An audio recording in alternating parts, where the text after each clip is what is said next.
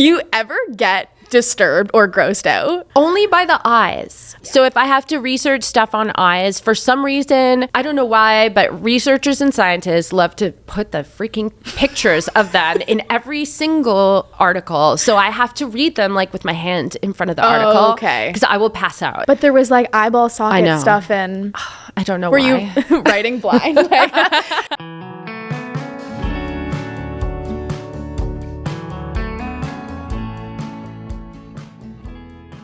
Hi, everybody. Welcome back to Off the Shelf. The author who is joining me today needs no introduction. If you've read dark romance before, if you're on BookTok, she is the author of Butcher and Blackbird and the upcoming tourist season. Brynne Weaver, welcome to Off the Shelf. Thank you so much for having me. I'm so excited to be here and finally meet you in person. I know. Well, how are you doing? How's life? Yeah. Your release is coming up. Yeah, it's crazy, predictably. Okay. Like I'm less than a month to go at this stage.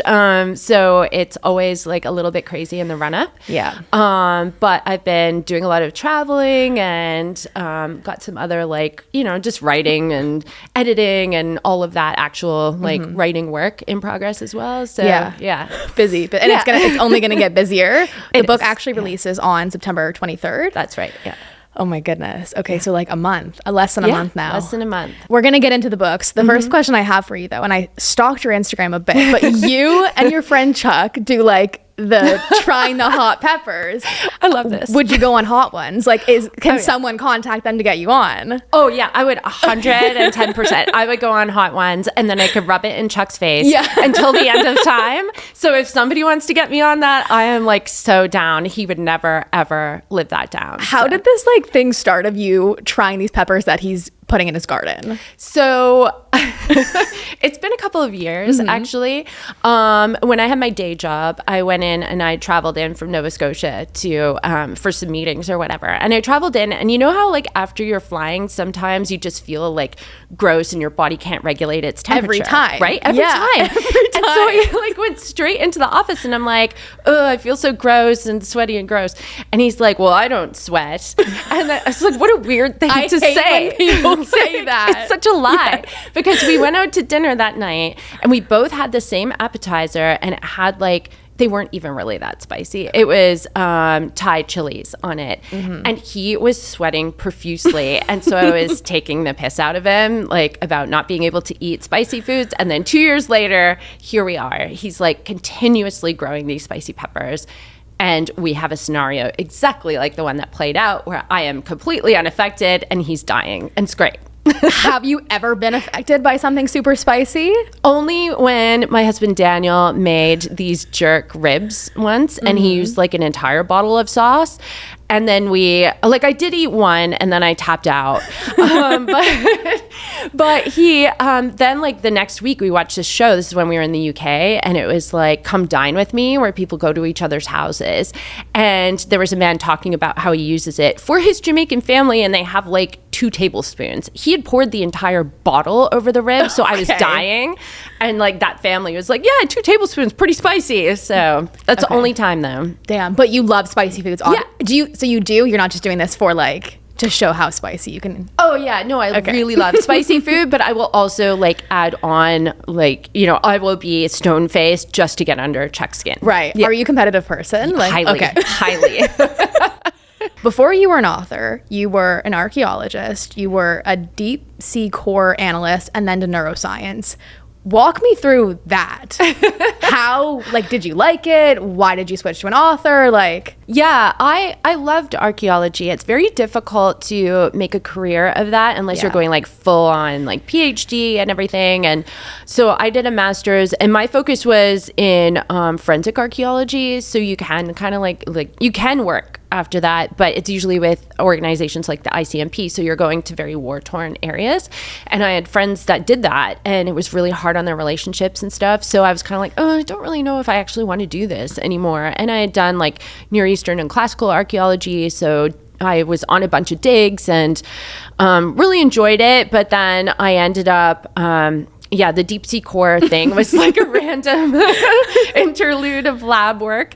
And then I just sort of found myself in this healthcare R&D realm. I think they saw that I could like I had a science-based background and I was scientifically minded and kind of thought outside of the box a bit. And so, yeah, that's where my career went, was like in neuroscience research. Yeah. What did you study in school? Like, where was was it in high school that you got the initial spark to like go into archaeology, or? It was really in my first year of university. Yeah. So I did my BA was a degree in Near Eastern and classical archaeology. Wow. And one of the professors there is a very well-known, or was a very well-known forensic archaeologist and anthropologist out west here in Canada. So he kind of took me under his wing, and that's where I got the spark for that. And then I did my master's in the UK. Fascinating. Do you ever miss it? Yeah, sometimes. Okay. Yeah, I like being outside and digging, and some of my first like real grown-up jobs were in that. So it's kind of nostalgic for that, and the travel and stuff. Yeah. But, and then when did you get the spark to be like, actually, I want to write a book? I think actually from childhood, like the whole time, like one of my earliest memories, I was writing on my grandmother's typewriter, like, one finger at a time, probably complete BS stories. And then I wrote like all through high school by hand. I probably wrote like 5 or 6 novels by hand that hopefully have burned and been like jettisoned into space. We'll never see the light of day. So it's just kind of always been like my switch off. And then in 2020, I decided like I'm going to actually finish something and not try to do it the way everybody sort of like tells you should like plot it, because that doesn't work for my brain. So it's like, I'm just going to do it. I'm going to finish something. I'm going to write every day. And that's what I did. How did you go about writing different than what was told to you? I think I just kind of like realized somehow that I couldn't, every time I would plot something out, I would become disinterested because I couldn't change. I felt like I couldn't change it.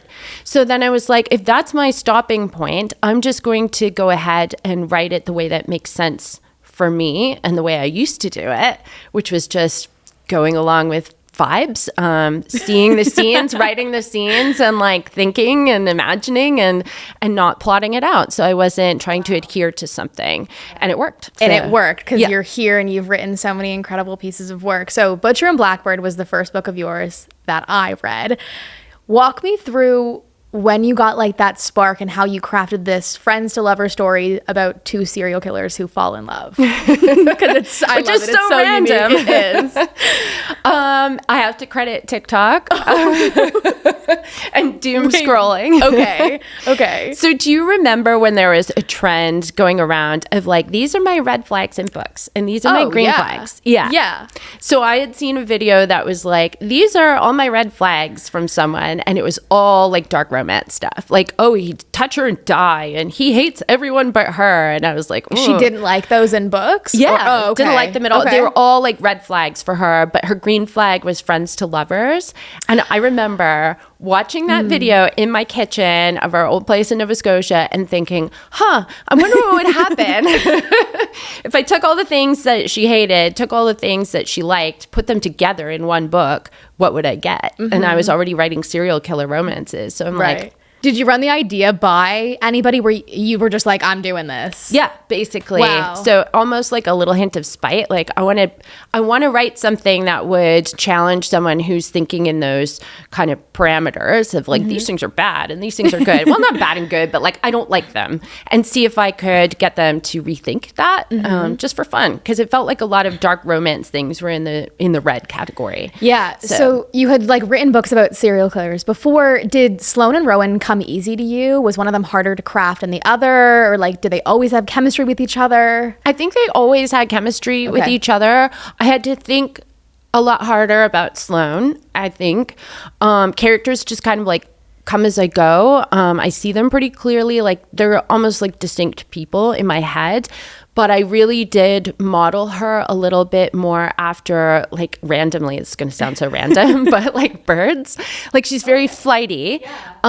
She has trust issues. And that's kind of a lot of their relationship dynamic, is him trying not to push her too hard because she'll just take off. So yeah, I just like saw them very clearly. I saw the first scene of her being in the cage. I wrote that first chapter and a half. And then I was like, I don't know what I'm going to do with this story. I had no idea what I was going to do.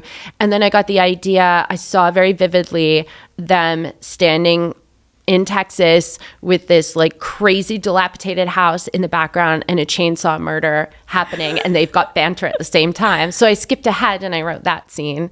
And skipped like all over the place. Went back and wrote the Thorsten dinner scene. Like everything, I think maybe a chapter and a half at a time was written in sequence, and everything I just knit together after. Did you always, and this is like a little bit more of a technical question, but I have a bad habit of like judging books by their first line. Like I won't, the cover is like one thing, like whatever. But if I open a book and I'm reading those like first, like maybe like 1 to 3 lines, I will like sometimes immediately know if I'm going to love the book or not. And yours is one of them. Obviously I knew I was going to love. Did you always have those like, cause the beginning is like, it's very like punchy with like, I am blanking on what it says, but it's like, I never thought I would find myself like, was that always how it was going to be? Yeah, I like to, I'm the same as you. Yeah. Like if I'm not hooked right away, I have a lot of trouble getting into something. And it's not to say I won't try them, but like I want a punchy first line and I want to be dropped right into the thick of it. I was trying to figure out what I was like trying to say there. I need to be like thrown into the scene, thrown into like, you don't need to describe what it looks like or who the character is, like just being thrown into like what a character is experiencing, and that in this like instance she's trapped in a cage. I'm like, I'm getting the whole picture here. Exactly. And then so you were all over the place writing this book. Did you have any like favorite parts to write? The mummy scene. Okay. That was my favorite one. I was laughing at my computer writing that scene. I had so much fun. Did you know this book was going to blow up? No, I think you always hope that something is going to blow up. I kind of thought like, every time you're writing something, you're thinking like, oh, I hope this is the one. And I kind of thought, well, Black Sheep might be the one, and the Marrow. And then, so this one, I just like, I didn't even do a pre-order for it. I just chucked it onto Amazon because I wanted to see if the data would be different, because I'm also like quite data minded. And it took about 2 weeks before it really... 2 weeks, that's it. Yeah. Do you know what it was on social media that like kickstarted its popularity? Or I think it was just a few TikTokers picked it up randomly. Like I hadn't sent it out to them. They just picked it up, and then as soon as that engine started rolling, it was like an unstoppable train, which was really fun because like every day we would wake up and be like, holy shit, like, how is this happening? So were you self-published at the time? And then obviously got picked up by Zando. What was the timeline from like it blowing up to then? So I published it August 14th of 23. It blew up in 2 weeks. And then after that, I think I signed with my agent on September 9th. She went out on a she went out on a Wednesday. So we packaged everything up. I talked to her on a Monday, signed with her that day. By Wednesday, she had everything packaged up to send out to publishers.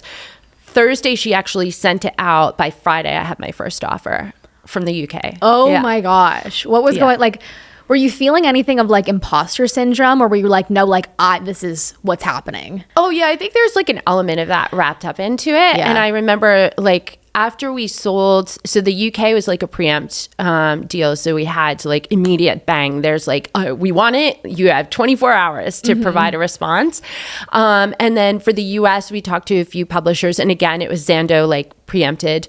But I remember talking to those publishers and being like, so you want to buy something that I just had fun with writing? Like and now you want to buy the next 2 of them? And they're like, yeah. I'm like, oh, okay, this is very strange. Wow. Yeah. When did you get the idea of having like 2 more books? Was the book finished at that point, or was it like you were half done and you were like, I'm going to do a trilogy? Immediately. Like when I first thought of the idea for B&B, I was like, okay, what's my second one going to be?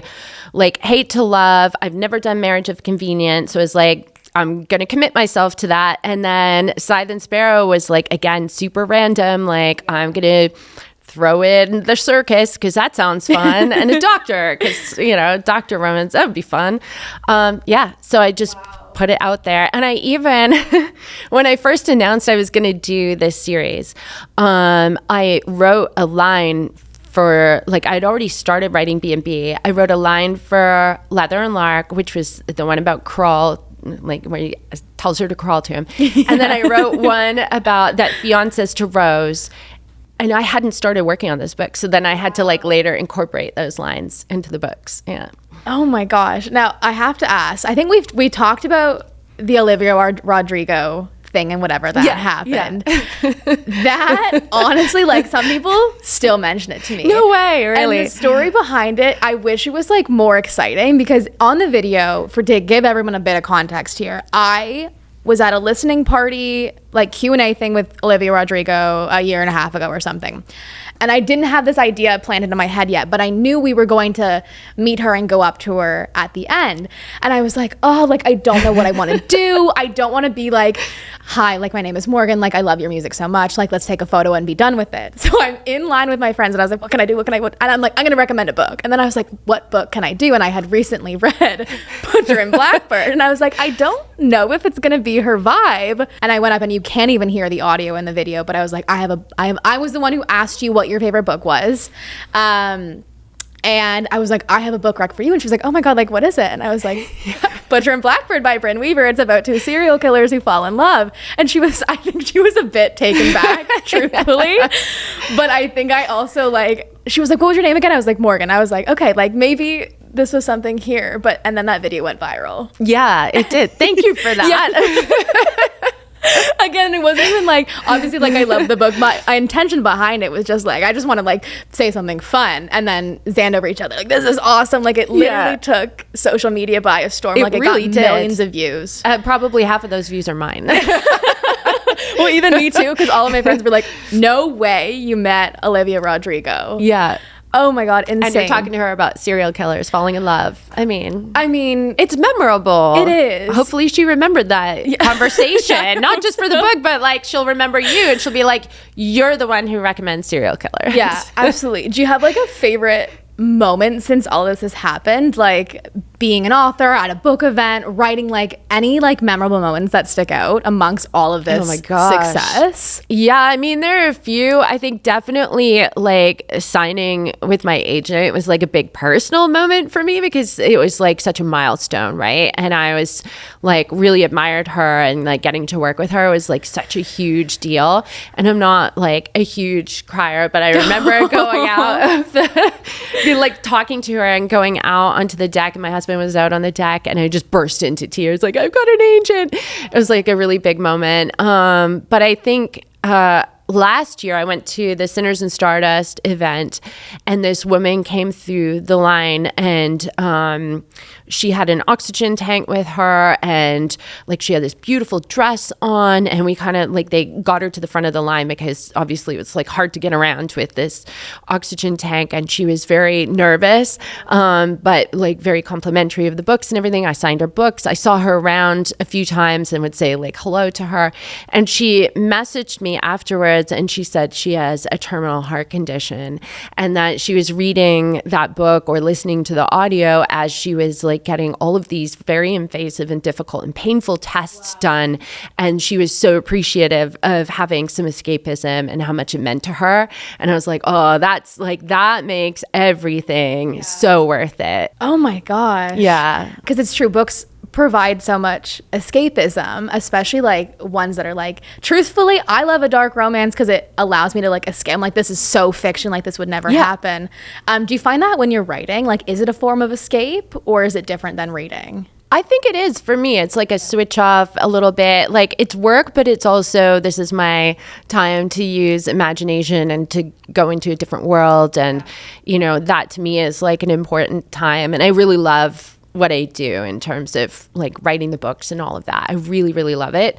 But yeah, that really adds something. I think that's a special thing about romance in particular, right? Like, you can escape into people falling in love and like getting past their own trauma and their own like self-limitations and all of that. And I think like that's often discounted in romance, but then you get people actually coming up to you and saying how much it meant to them, and that they felt seen, or that they were able to escape for a little while. And like, that just makes it so much more meaningful, for sure. What would you say to people who are like, romance isn't a real genre, like dark romance is not like a genre? What do you say? Because people say it all the time, and people do. Yeah. I say, I often say, well, look at the amount of, like, if you want to take it to technical terms, I guess, look at the amount of money that romance generates. It's the biggest genre. So I think there's a reason for that, and it's not. I think a lot of their hangups come from the fact that it's typically women who are writing the genre and women presenting people who are consuming the genre, like they don't like that. There's misogyny built into that. And I think, you know, that's a lot of the reason why it gets discredited. And but the proof is in the like you can follow the money. You had mentioned like being an analytical person. Like, were you able to pull anything from your past incredible like careers into writing? Like, you had mentioned forensic archaeology. Could you pull any of that into your books? Oh, for sure. Like, I think Marrow in particular, because they are both working at a sort of like a body farm. So they're both... I haven't read this book yet, but whoa. Yeah, so it was a co-written book with Trisha Wolfe. A body farm, I don't know if like for whoever is not familiar. I don't know what it is. Okay, it's like a research facility where people donate their bodies after they've passed away. And then you research like decomposition and like what happens to remains and you know, not predators, but what's the word I'm looking for? Scavengers, you know, and how they affect the bones and all of that stuff. So that's essentially like the setting. It's this university like body farm and 2 rival professors. So I got to bring a lot of like forensic knowledge into that, which was really fun. Wait, so you worked at a body farm? Or I did not, but I was familiar with from all of my like education and stuff like that. So I got to bring some of that in. Yeah. Do you ever get... So I know there's like a thing in your books of like with the food and like, do you ever get disturbed or grossed out ever? Only by the eyes. Only by the eyes. Yeah. So if I have to research stuff on eyes, for some reason, I don't know why, but researchers and scientists love to put the freaking pictures of them in every single article. So I have to read them like with my hand in front of the article. Okay. Because I will pass out. If I'm looking at the eyeball stuff, it gets me. Yeah. But there was like eyeball socket stuff and I don't know why. Were you writing blind? Like, when I'm writing it, I'm okay. When I'm reading it and I'm like, oh no, these are real people. Like that's a real eyeball with a thing in it. Like, yeah. Oh yeah. Even no. Is there any other research you had to do for Butcher and Blackbird? I mean, you probably had to do a lot, but like anything that stands out as like, that was kind of fun to research. There's always stuff as I go along, like about what happens if this person loses their arm and like whatever, you know, there's like a ton of random stuff. I think, I can't remember if I was like looking at what I was looking at for The Mummy. I know I looked up some stuff about like decomposed bodies. I think the one I had the most trouble with was Leather and Lark, because I was trying to figure out if they could make the body into a kitchen table. And I was like, what is the depth of a body? And Google and I had a lot of interactions about this. Do you ever go on incognito or are you full? No, I'm like past that now. Yeah, I'm past that. Like whatever maybe. Right, absolutely. Okay, I want to transition a bit into the movie. Yeah. When did you find out? What were your initial thoughts? So interestingly, these things happen for like, there's so much background before it actually gets kicked off. So I started talking to different like producers and the director, who's now the director, writers, like all kinds of different people back in October of 23. So okay. Yeah, it was almost immediately after we had sold it to Zando that we were talking to different people in the entertainment industry. So yeah. But no one had the rights or anything yet. This wasn't until, I think it was 2024. Yeah, that's right. Okay. Did you have any doubts in your brain of like certain scenes, certain casting, like not being like properly done? Or were you just like excited to kind of see this on the screen? I think before I started having the conversations, like, so my literary agent works with like a co-agent who specializes in adaptations basically. And that co-agent named Mary, she was like, so before you start all these conversations, because I must have had like about a dozen of them, she's like, sometimes what happens is they just want to buy the rights and they never want to hear from you again. Right? Yep. So it's like, okay, preparing myself. And it was still a question that I asked every single time. Like, and before I went into the first conversation, which is actually was with Chris McKay, who is now like leading the movie. I was thinking about what are the things that I really want. And it's like chemistry between the leads, somebody who understands the romance, someone who understands that it's a little bit more Sloane's story.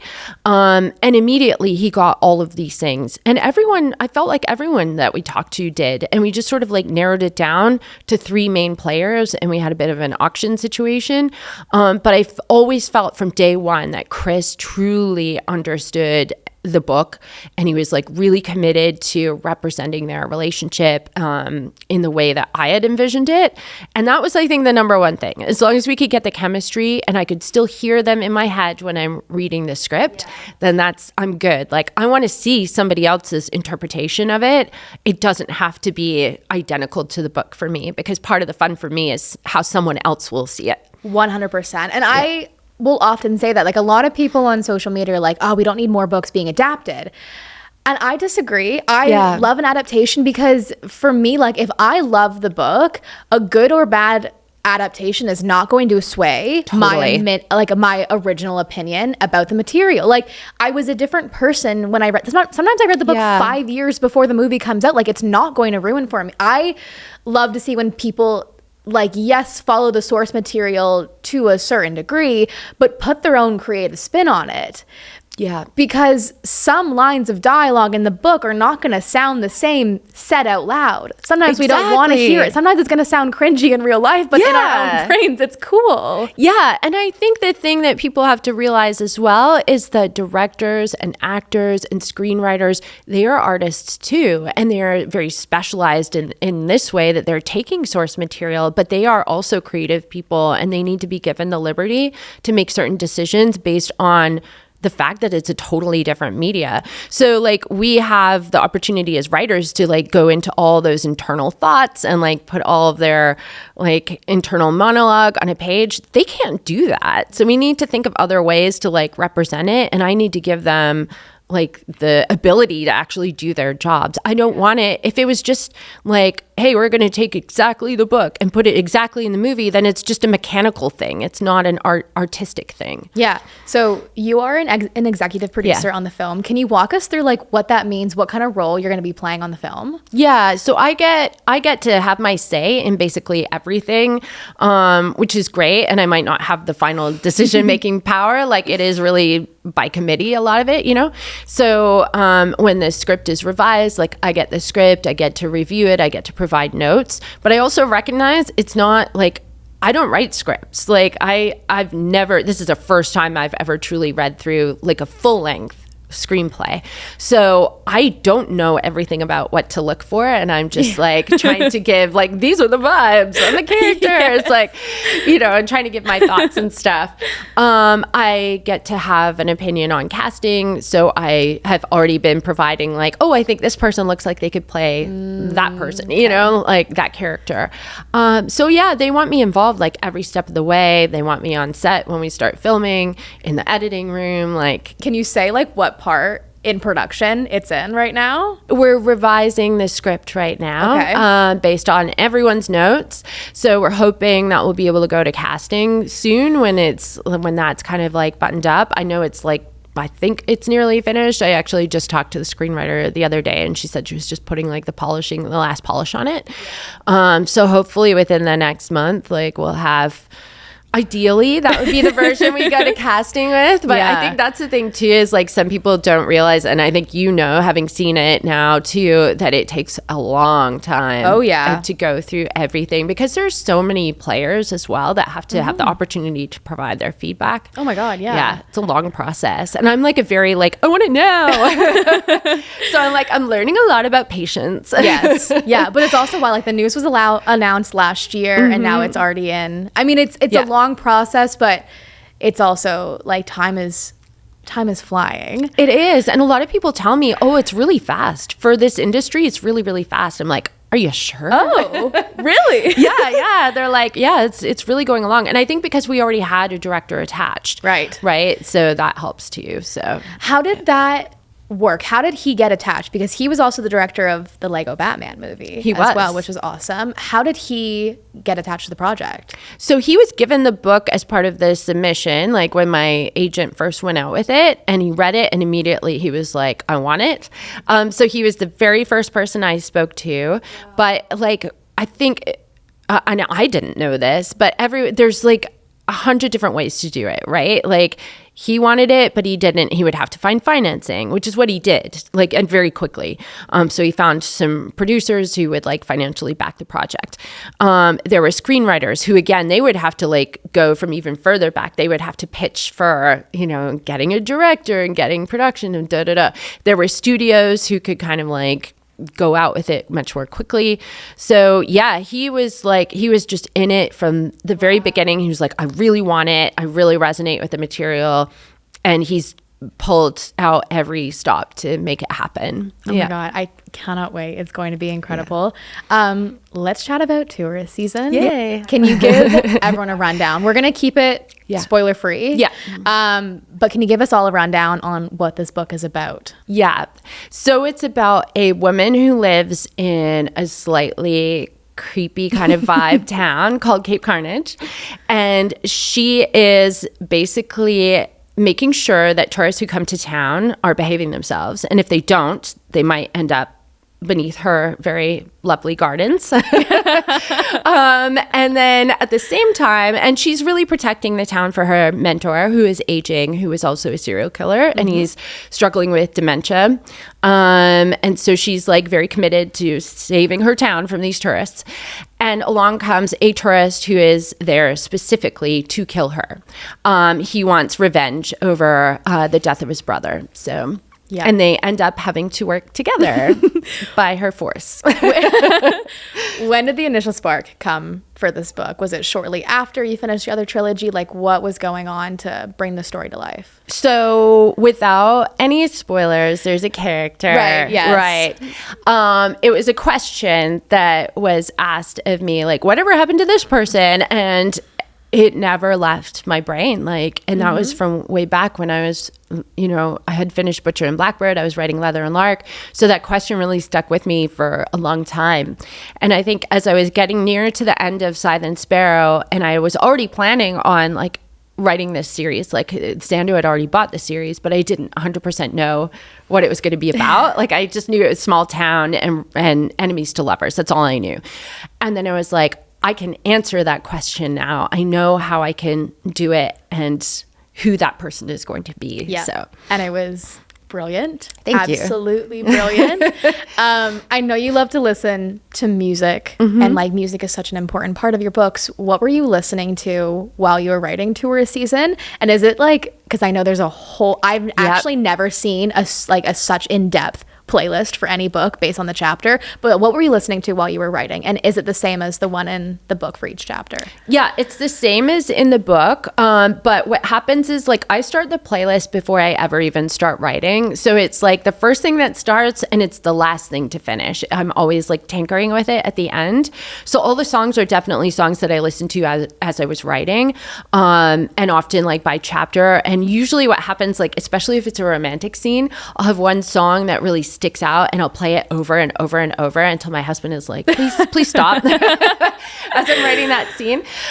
So yeah, it's like the playlist that's in the book was what I was listening to. A lot of like Sleep Token. What else was in there? Missio, who I love, and they're like in every single book that I have. It's really whatever like fits the vibe. And I found with this book in particular, a lot of the times the lyrics to fit the scenes. Yeah. So. Yeah. What was the hardest part about writing this book? That's a really good question, actually, because it seemed to just like tick along. I think making sure that I was always sticking to like the characters. I think maybe the hardest part, actually, now that I think about it, was that originally it was going to be interconnected standalones. And I was putting a lot of pressure on myself because I thought, like, I have to get them to a point where there's like a resolution faster. And I finally just realized I can't do that. Like, they have to keep going through all three books. And once I gave up on that like interconnected standalone thing and just went with that, it got easier because I wasn't trying to force them together faster than they wanted to be together. So, because they really hated each other. Yeah. So I was like, eventually I said to my agent, I was like 2/3 of the way through writing it and like almost at my deadline. And I was like, so guess what? It's going to be like same couple through the series. She's like, okay, cool. I'll tell Xanda. And Xanda was like, really? Wow. But they went with it. So yeah. What was it like? And I know like one of the characters we've seen her before. Mm-hmm. I can say that. Yeah. Yeah, I can say her. One of them. Yeah, because you're not saying anything else. I'm not saying anything else. What was it like, I guess it is a brand new series, but what was it like to write this book compared to Butcher and Blackbird, that trilogy? Like, was it different? Yeah. Was it harder? It was harder in a way because it's more thriller as well. Mm-hmm. But it really just took on a life of its own. Like the town and getting to write the character of Arthur who has dementia, which was like really amazing for me because I've had so much experience in that space, both personally and professionally. Mm-hmm. So for me, it was like such a joy. And it was almost a little bit like, I'd say a little bit like B&B in a way, in that it was just like balls to the wall, like crazy. Yeah. Can you talk a little bit more about the dementia? Like, I know you worked on it a little bit when you were working in neuroscience, and you've also experienced it personally.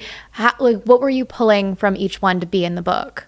So both of my grandparents, my maternal grandparents, who I was really close to because they helped to raise me after my parents split, they both ended up having dementia. So my grandmother had Alzheimer's disease, and my grandfather had a traumatic accident in his 90s. And then that kind of kicked off identical symptoms, but it was just trauma induced.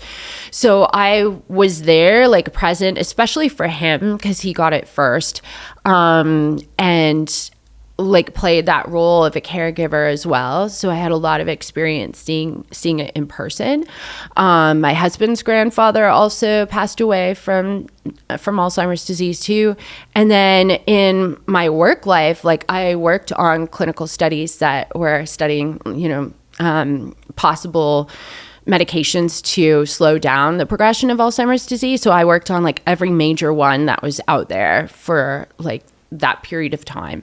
So I had a lot of like scientific experience with Alzheimer's disease, and I found it really fascinating. Like the research was so interesting about like neuroscience and the techniques that we were using and all of that. So I definitely brought a lot of that in. And I think one of the things that both personally and professionally that even in that professional sphere, we were so concerned about was like personhood and keeping personhood. And I loved that expression of like the importance of personhood.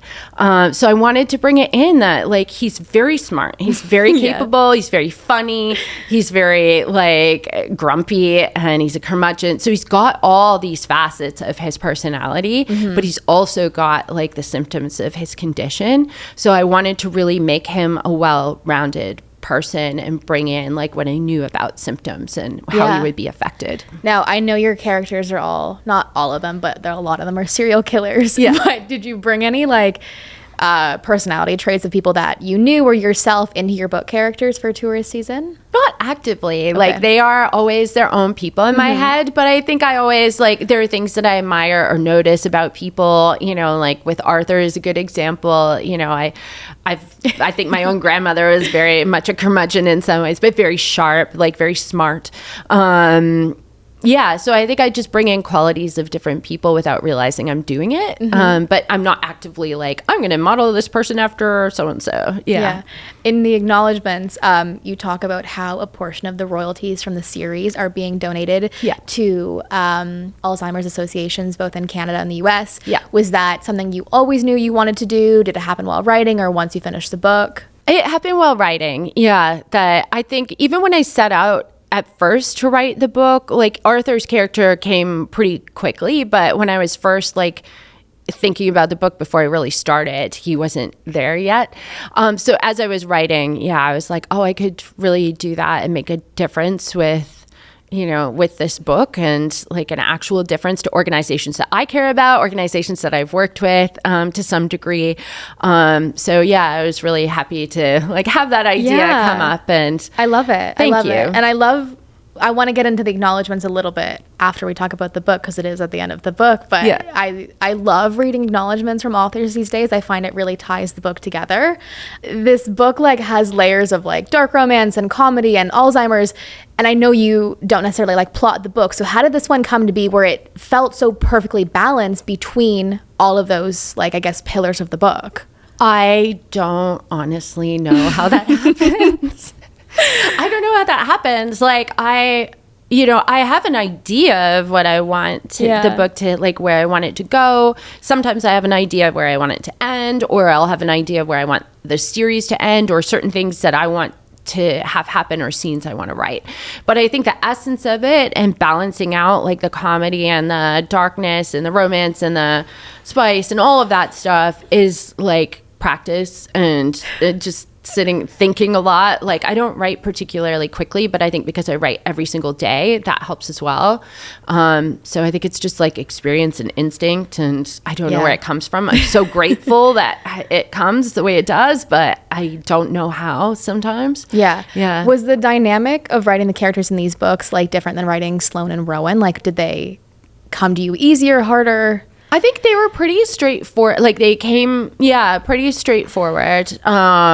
They were easy to write in a way because they hated each other so much, and that makes it almost easier because they have like a single-minded focus of like, I want to kill this person, and they were like really, really fun. I think Harper, I already knew that she had been through some stuff, and like I was able to like draw on that for part of her personality, and they came to me very, I like to say it's like bright when I'm talking with my husband about like, I see this scene, it's really bright. Like, it's very vivid. I have a very vivid visual imagination, and like I can really hear them talking, and their conversations were always very natural because they hated each other, and that had that tension from like true enemies to lovers. Makes it easier sometimes. Friends to lovers was harder at first when I did it for the very first time for me with Butcher and Blackbird, because I'd never written it before, so I had to figure out how to make tension in it. And you did exactly that, because I'm not like, I love an enemies to lovers at the end of the day, but in Butcher and Blackbird, the friends to lovers worked actually like perfectly well for their situation. Are you a dark romance reader yourself? What do you like to read? Anything, really. Okay. Like, what are your some favorite books, authors in the dark romance genre? I think, well, my palate cleansers are always monster romance, whether they're dark or not. Like, I really love Morning Glory, Milking Farm. I love those are always my palate cleansers. For dark, I'll pretty much read around the genre. So I think one of the first true dark romances that I did read was Haunting Adeline. So, but I think, what have I read recently? Like Little Stranger by Lee Rivers. There is like Crucible by B.B. Reed, which I really love. I haven't heard of. I've read the other two, but I haven't read that one. That's really cool, and it just got picked up by a traditional publisher as well. Amazing! Wow. So I read pretty much anything. Do you read while you're writing, like, or do you, because I know some authors will just like strictly write, they don't pick up other books, they don't want to be influenced, or they just want to like stay focused, or they don't have time to read? But do you find yourself able to read while you're writing? Or it's usually just a time thing for me. Like, I feel like I really compartmentalize like my own writing time is just my imagination, and I don't feel like, you're always influenced by different things, but I don't like pull, I don't think, from anything. So I'm not worried about that because it's almost compartmentalized in my head.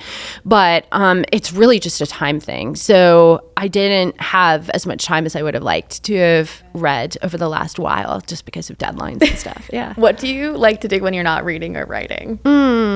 I love riding my motorcycle. You have a motorcycle? No way. Yeah, okay. My husband and I both have motorcycles, and I've had mine like customized to be B&B style. So we called it like Mad Max, but with pink nails, which was really fun. And then what else do I like to do? Ride horses. Yeah, we have our horses at home. So wow. Yeah. Oh my God, that's so cool. Okay, so acknowledgments of this book. Walk me through, do you want a pet raccoon, or like what's going on? I saw this at the very end of asking your son, I think it was like, he asked when he can read the book, and you said when you convince your father to get a pet raccoon. like Why? an impossible task. Okay, so you don't want one. I want to pet mink, but I'm not allowed to have a pet mink. Wait, what is that? It's like a little weasel thing. And they're really okay. cute, but they're also like super vicious. And I've wanted one for ages, but I'm not allowed to have one.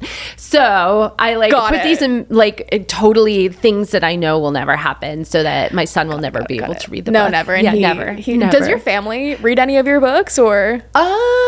No. Well, my mother-in-law does. Yeah, she'll read them every single time, which is great. But my parents are like super, my mom and my stepdad, they're very, very religious. And so like, no, they would, I think they might buy them and never touch them again and maybe just toss some Just put holy them on the water shelf. on them. Oh, gotcha. I understand. Yeah. Well, my mom has read Butcher and Blackbird, and because she saw we have a shared Kindle account, and it was on my Kindle. I think I knew this. Yes, Yeah. I did post a video about this, and that one also, everyone was like, "No way," because I was like, my mom came up to me one day and she was like, "Oh, like what's Butcher and Blackbird? Like I need something to read." And I was like, "Where do I want to go here? Like, I mean, it's a fantastic book, but do I want my mom to know that I am reading like a book about this?" And I was like, "Yeah, try it. Like, yeah, just see." Anyways, I was getting like, she would come upstairs. I think she read it in like a day or two, which is my mom will amazing. usually take a week to read a book. But she was like, the ice cream scene. And I was like, yeah. So I was like, there is trigger warnings at the beginning that would have maybe like told you, but I don't think she had any idea. But Yeah. she loved it. Oh, I'm so and my glad. mom That's doesn't awesome. read romance. Oh, really? No, not That's at all. amazing. I mean, she reads thrillers, so this was like somewhat of a happy medium. Yeah. And she's gone on to like recommend it to my aunt and no grandmothers. Like we're not going that far. So minks. Do you have any other pets? Yeah, we have dogs, we have chickens, the horses, obviously. Yeah, fish in the pond. Yeah, which I've like acquired a lot of fish for whatever reason. I find them like relaxing to look at, but half the time we can't see them. So Yeah. just have to keep buying more fish until finally I can just see them. Like, what kind of like a pond? They're like, yeah, we Okay. have a pond at our house, and it was like there before we moved in, which is very cool.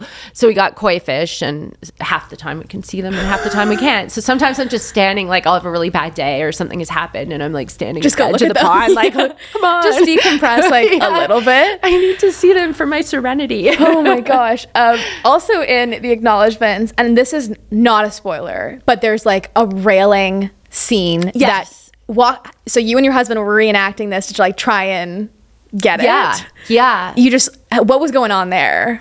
I was like really stuck on how I was going to make it happen and be plausible, physically plausible, right? Physically possible.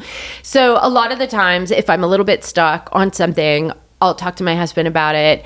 And I just need to talk it through and like get past whatever barrier I'm doing. So sometimes I'll like draw it out and figure it out by talking to him, and he'll ask Okay. questions and like I get past it.